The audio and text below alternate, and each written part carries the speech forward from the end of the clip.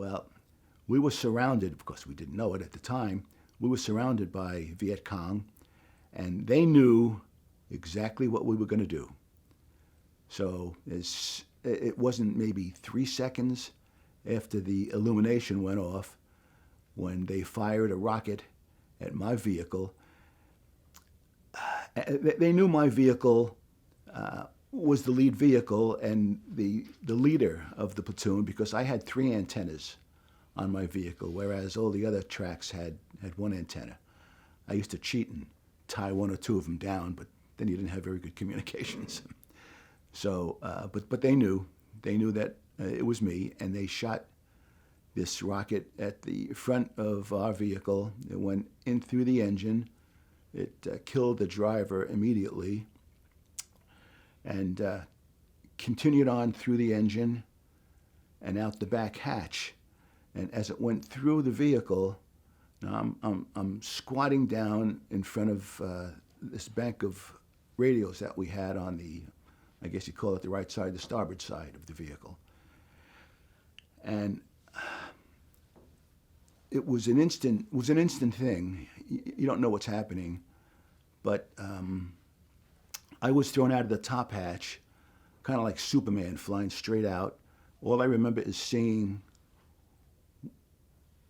white light, and I don't remember hearing any explosion. The next thing that I do remember, though, is being held up by a couple of guys, and I felt fingers on my face and even in my mouth as they're scratching and picking out this mud that is in my eyes, in my nose, in my mouth, in my ears. And I thought, what the hell is happening here? I knew I had hurt myself in my left side of my groin because I felt pain, and I felt itchiness on the upper back.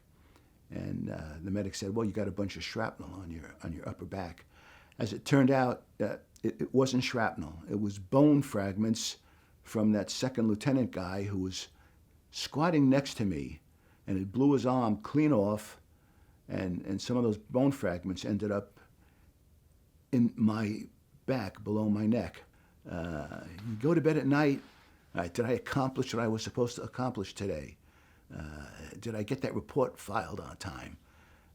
And after that, you don't have to think about those things anymore. And so from the back of your head comes flooding in all these horrible thoughts, just the nastiest things. And so I tried to train myself to not think of them. And I think of my grandchildren, and I'm thinking, oh, this is so nice. I just love those little kids. And the next thing I know is I'm in Vietnam, and they're with me. And it just rattled me to the core. I thought, what in the hell? I'm going freaking crazy. And then I retired, moved to Florida, and it still kept happening.